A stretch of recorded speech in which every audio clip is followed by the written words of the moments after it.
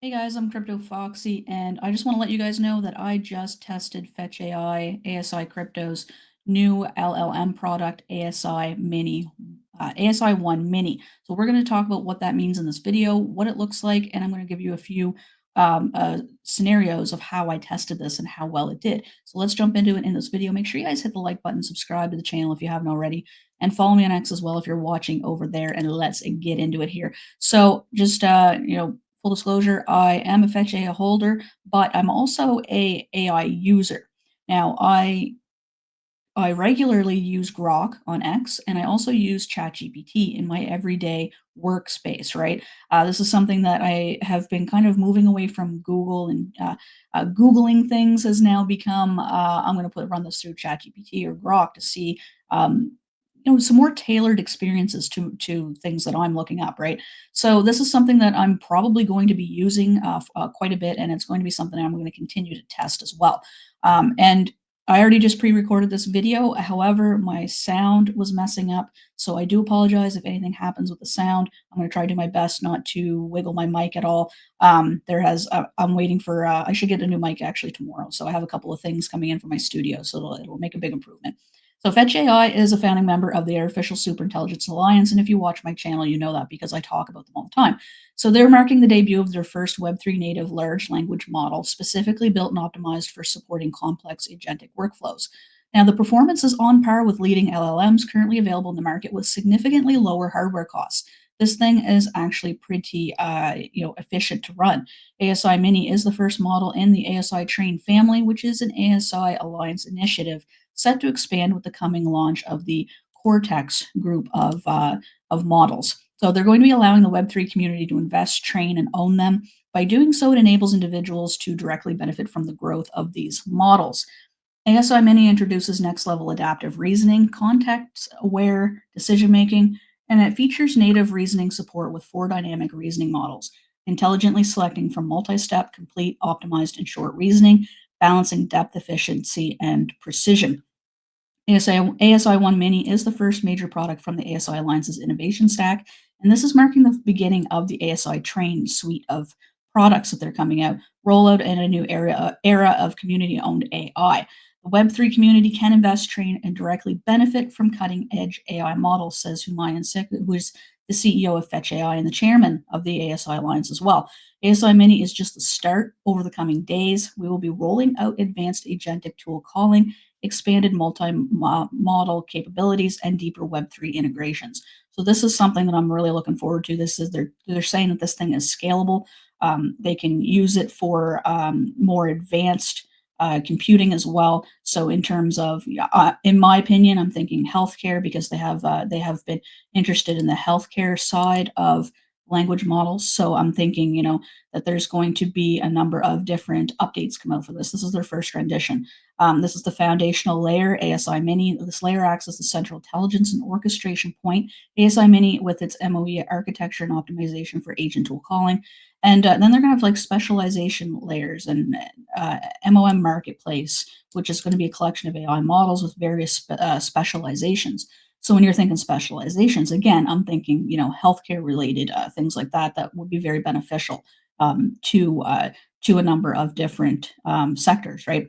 So these layers will interact to enable complex multi-step tasking by combining the reasoning power of ASI-1 Mini with the specialized knowledge offered by MOMs and the execution capabilities of diverse agents. So that's really cool. Obviously, the performance and scalability is going to be a big deal, and that's really where a lot of their value is going to come into play, right? They're going to have to be able to upgrade this thing to keep it up to date with basically other models too, right? Like I'm sure that they're going to be looking at, what ChatGPT is achieving, what Grok is achieving, and obviously they're going to have to be on par to gain the audience that needed to advance this thing, right?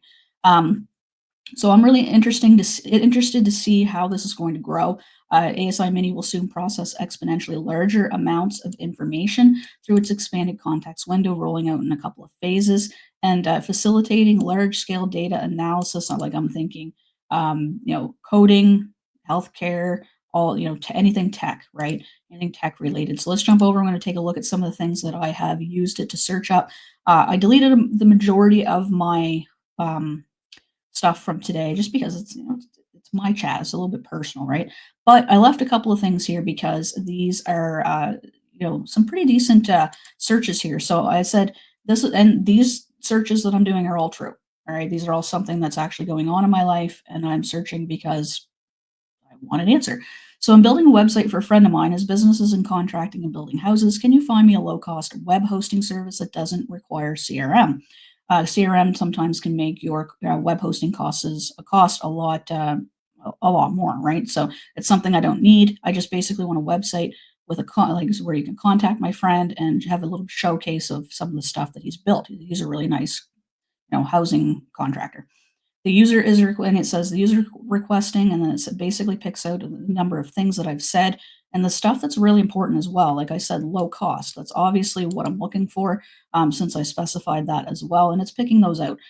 So it's several web hosting providers offer affordable plans. It gives me a little blurb about the different ones that it's come up with here, and it says, "Would you like me to elaborate?" And then ask me some questions, which I like that. I like how ChatGPT was doing that as well.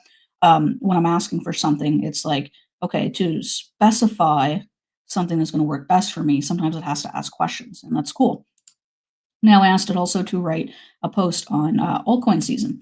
I'm like, can you write me an X post about altcoin season and why we haven't seen one yet? And this is something content creators are going to use a lot, right?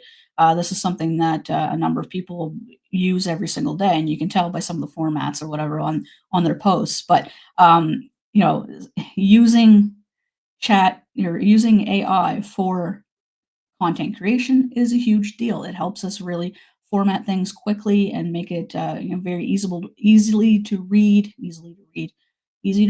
Yeah, that's what I'm looking for. Anyway, so it suggests that you define what altcoin season means first, because some of my audience might not know. Highlight key indicators, spot potential reasons why the market hasn't entered one yet, and keep it concise and engaging, and add a call to action, which is something you always want to do with content creation. So, and this is basically what it came out with. Altcoin season, when altcoins outperform Bitcoin, FOMO, and fresh capital, blah, blah, blah. Why hasn't it happened yet? And it gives me a bit of a interesting, I guess, blurb about why it hasn't happened yet.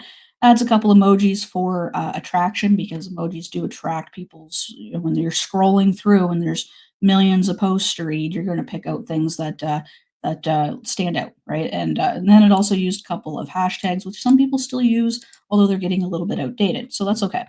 So that's that passes my test there. So my cat's been sneezing for the last week. He has. And then it says it could indicate several issues. And then it goes on to ask me some questions. So are there any other symptoms besides sneezing? No. Has there been any changes to my cat's environment? Well, I got some roses for Valentine's Day. And has your cat been exposed to any other animals? No, they're indoor. I got roses for Valentine's Day. Reason. And then next steps. I actually removed the roses last night, and the cat has actually stopped sneezing.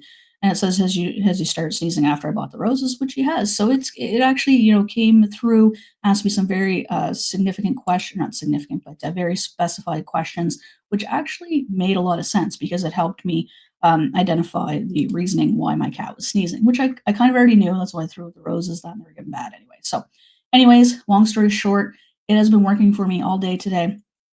Those are just a couple of examples of things that I've asked it. And I actually went on to ChatGPT and I said, what do most people ask you for? And it gave me a list of a number of different things that people ask about. And a lot of it's tech related, a lot of it's content creation related. And, the Fetch AI model did exceptionally well. So that's what I got for you guys in this video. I say you guys should go on, check it out, use it, see how you feel about it, and let me know in the comments below how your experience was. So thanks so much for tuning into this video, and I'll catch you in the next one.